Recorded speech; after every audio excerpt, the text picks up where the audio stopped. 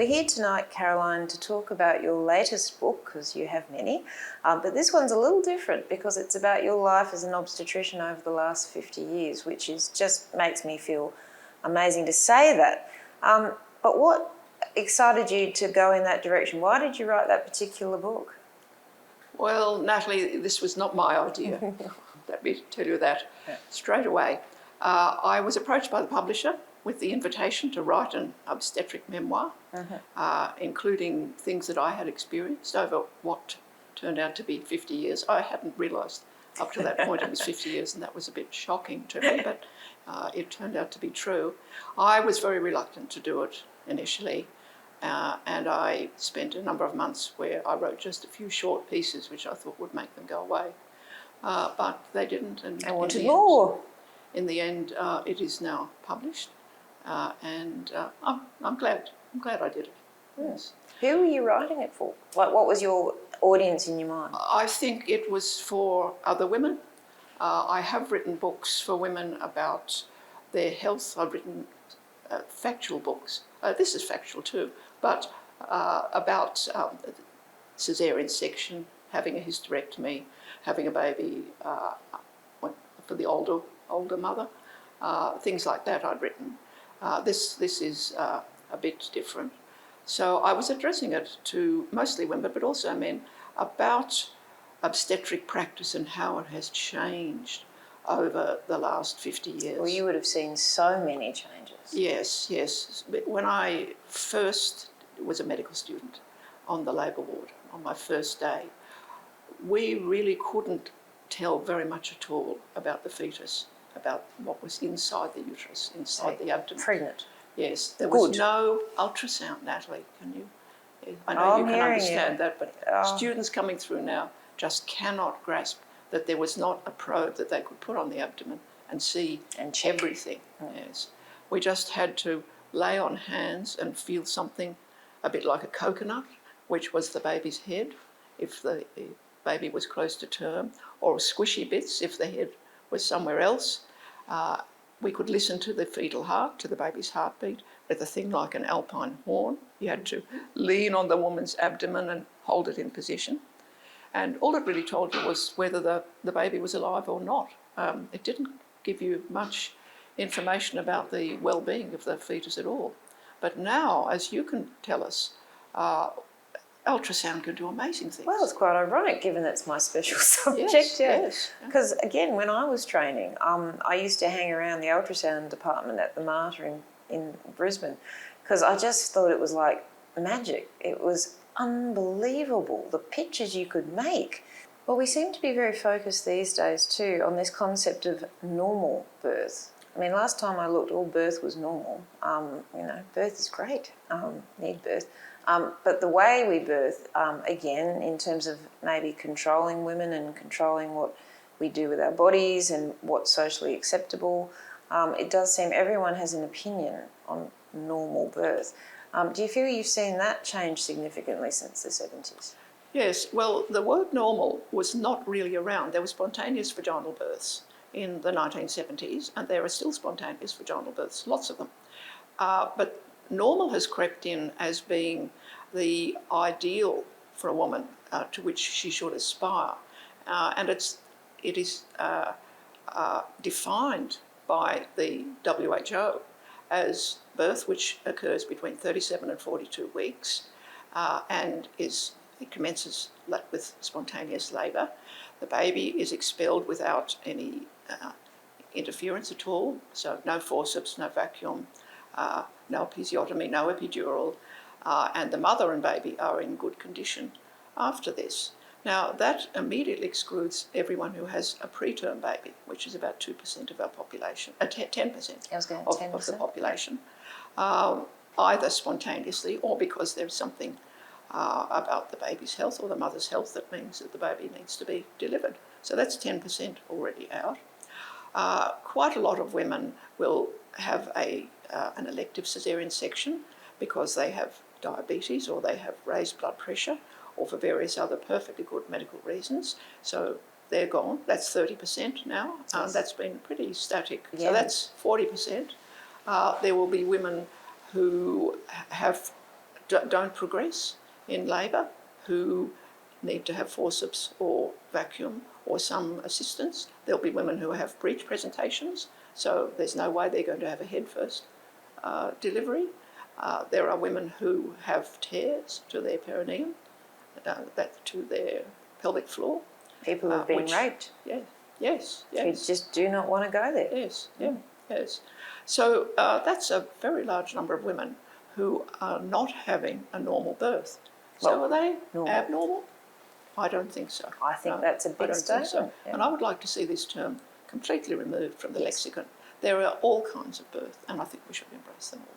Yes, and the other thing that I've seen too is that women now they have more options, they know more, and they want to be heard.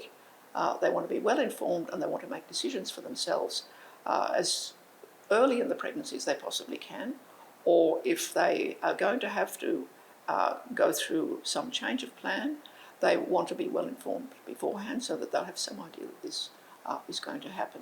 And I think that is a big difference. And of course, it is also part of women's reproductive health in terms of contraception and of whether they are going to actually continue a pregnancy, particularly in the situation where there's an unintended pregnancy. Now, unintended pregnancy does not mean eventually unwanted pregnancy, but it does put a woman in a position of having to make the decision, I didn't mean to be pregnant, now I am pregnant, what am I going to do? And I want to be the person who is making the decision about this because it's my body. And I would be the person who will need to carry this baby to term and then look after that child for at least 20 years and maybe longer. It's quite a big commitment. If you didn't intend to make the commitment. Yes. And 50% of pregnancies in Queensland still are unintended. Do you feel that, and I think this is an obvious answer, compared in first world countries have very different attitudes towards this? I'm thinking about America and the recent political movement of the far right, and certainly change in legislation that has happened about reproductive rights in some states in America. Do you feel that that could happen in Australia? Well, I certainly hope not, but I will be prepared to come out on the street if I think there's a lot of us that would be marching for that. Yeah, yes, there are. And we have. It's taken 60 years really to get to the point where every state, the last one was New South Wales, has decriminalised abortion with the very old laws that were in place. 1800s Federation. Or something? Yes, 1861. Was the British legislation that was used in the states, in the colonies and then in the states and so on. But it's really been the last 20 years that there have been definite campaigns in all jurisdictions to change, decriminalise largely, but also to reword the legislation around abortion and put it into the health regulations, which is where it belongs. It's a health issue for women. Oh, clearly. It's not a criminal issue at all. Well, it's interesting that over the centuries, it has been a criminal issue. And again, in terms of women's place in society, the fact that it has been on the criminal code just beggars belief.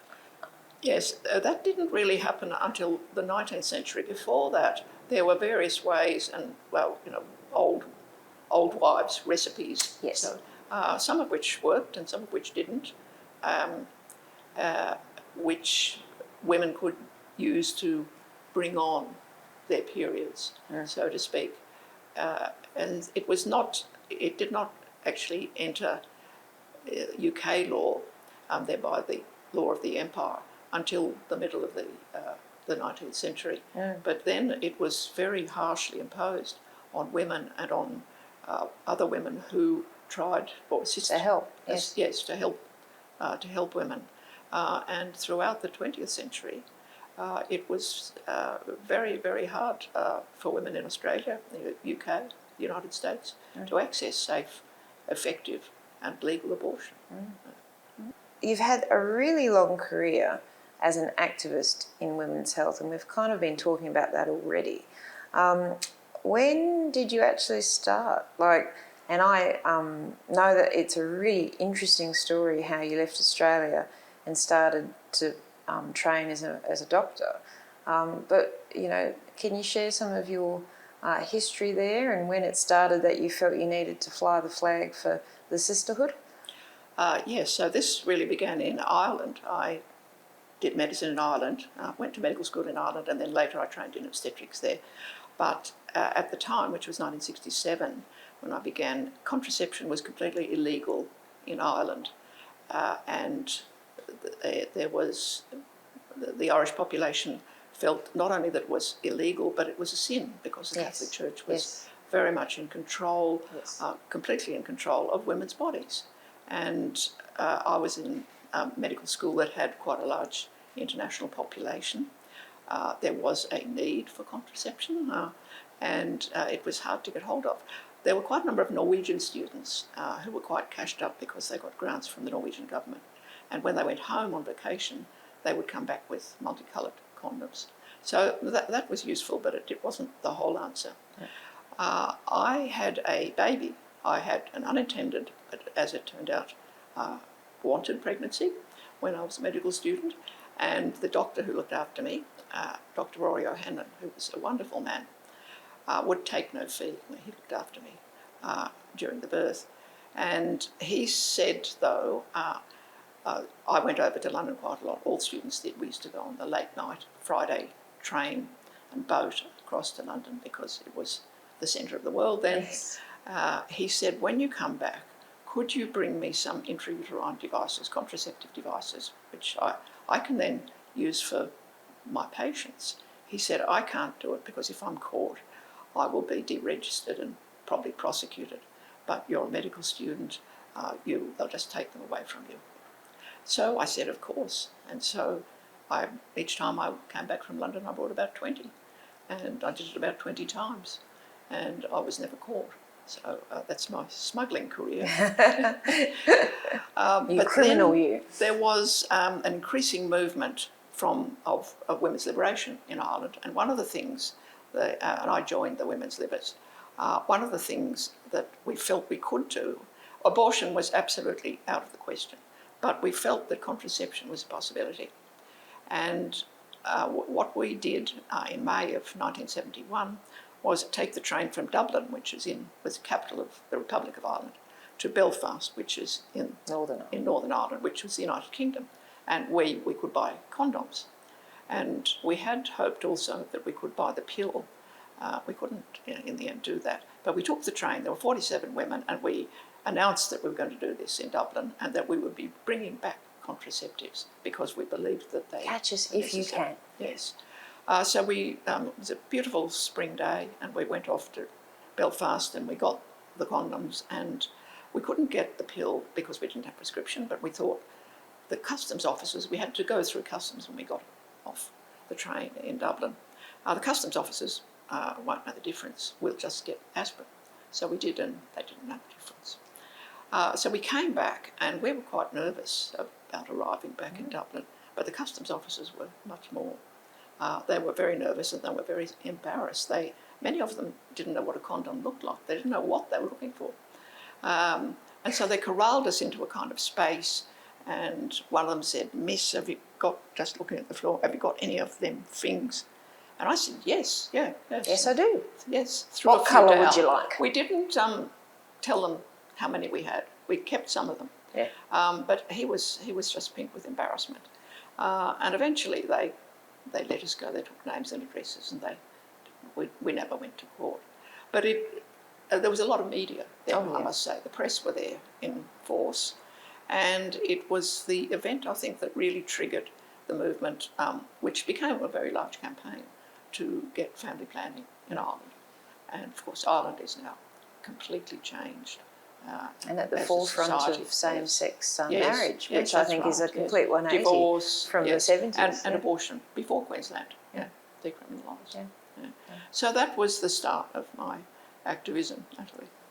It's a great story. I wish, and in the book I think you've got some photographs from that Yes, trip. I didn't realise that photo existed until fairly recently when the when the publisher began to trawl through the internet and find photos of me, I was quite taken aback. So let's talk about abortion, because certainly just recently, just before you kind of left the hospital, that was really big news, what you and Mike Corrett were doing in terms of RU486 mifepristone and bringing it into Australia, and hugely political, which made me very sad when you shared that story in the book about Tony Abbott and the deals that were done, which meant that many Australian women didn't have access to something the rest of the first world did. Yes. And I could not believe that one person could hold half the population to ransom. Impossible to import it or manufacture it here. With the Harradine Amendment, which John Howard agreed to in 1996, because Harradine, the senator who was very strongly anti-abortion, held the balance of power in the parliament. Yes. And these two men cooked this thing up without any thought for women's reproductive health or the wishes or... It was purely political. Rights of women, yes. And it was the law for 10 years. Yeah. And even when the law was overturned, which was done in the beginning of 2006, with a private member's bill brought by 4 women senators, and then it went to the House of Representatives. The drug by then was so notorious in Australia that no drug company would import it or use it here or provide it. Become like a dirty word. Yeah, the abortion pill. Yes, yes. Yeah. So Mike Corrett, who is now retired, he was a gynaecologist here, as you know him well. Yes, lovely Mike. We thought about this and we found a loophole in the legislation of the Therapeutic Goods Administration, which would allow us, me and Mike, to import some of this drug and use it in private practice here in Cairns. So there was a lot of paperwork, you won't be surprised to hear. Oh, really? And we didn't think we would get approval at all. But we duly did the paperwork and it went off. After a few months, 6 months, they said yes. The TGA said yes, you can use it in your private practice. Which was a little difficult because I didn't have a private practice. but we decided to do it in Mike's practice, which is not very far from where we are right now. And we decided to do it jointly. I thought if Mike is going off to Lotus Glen, which is the male prison up in yes, I'm going to go too. Yes, if he was going down, I would go down too.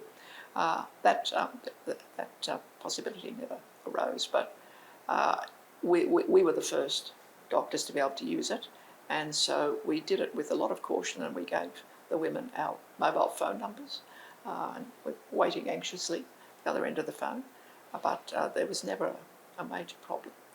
And then eventually other doctors across Australia got approval to use it, and now Murray Stokes have approval to use it, and that's on the PBS, and so it is widely available, and I think close to 100,000 women now use it annually in Australia. That's such a change, isn't it? Yes, from the first 10 we did to 100,000. Shows that there's a need. There's a need. Which is being met. Wonderful. So do you think that the Australian now termination law and what's available for women is enough? It's not enough. There needs to be more. It's still difficult for some women in regional and rural areas to access timely abortion. So we need to work on that. We need general practitioners to step up and learn how to dispense early medical abortion, the particular drug, helpful. RU486 mifepristone, and for there to be more surgical abortion clinics, but also have it as more mainstream gynecological surgery across the country, I think. But in answer to your question of a few moments ago, I don't think that we would see anything like what is happening in America now. I do not think that there could be any overturning of the law changes that we've now instituted. I think Australian women would be outraged. and not only women, men. Oh, I would hope the community would be outraged. Yes. And I don't see anything. There are complaints from people from time to time, and I think we need to make sure that women are being well informed about what abortion means for them and how it's done, and they need to consent. They need to give informed consent. But I think that we offer them a very good service and we offer them choice. Okay. So now that you've retired from JCU, James Cook University, where you've been a professor for a long time, you're still obviously supervising PhD students and your academic work is far from over. But what's the next mountain to climb? Where do you see the next 5 to 10 years? Well, Natalie, interesting that you should ask that, because I've developed quite an interest in the clitoris. Thanks to my good friend Helen O'Connell, who's Professor of Surgery at the University of Melbourne, who has done groundbreaking work in the anatomy of the clitoris, I have started to publicise this. I must also mention Dr. Ia Mulligan from South Australia, who has been dispensing and distributing as wide as she possibly can these rubber models of the actual fully stimulated clitoris to demonstrate that it is a much larger organ than most people realise. And I'm going to give this one to you. You're very kind. Thank you so much. Yes, yeah. So Helen and I have we have spoken. We've spoken to The Guardian. We also did a conversation a bit like this for a Spanish university, a Mexican university. It's translated into Spanish, and we talked for 55 minutes about the clitoris. Well, there's not much written about it. No. Helen's work has been amazing. It's absolutely groundbreaking, because there's just not much out there. I'm currently writing some stuff about the anatomy of the area and the dearth of information. It gets about 2 lines in anatomy text. It's all about the male and then us. Yeah. Yes, that's right. The default position is male. Yes. And it's large. Yes. And this there's also the clitoris. That's right. You know. When you think about it, there's a whole specialty around the genital tract of girls. Surely we should be the first port of call. You know, again, if you think about it, we're the Ferraris and they're the Hyundais, aren't they? Something like that, yes. Complex, or maybe, high quality maybe machine. a Jeep. Yeah, I will treasure this. Thank you very much. Yes, and I'm sure that you will find it useful. I will. Fantastic, inspiring words. Thank you so much Well, thank you for very much, sharing your Natalie. life and your thoughts. Yeah, thank you, Natalie.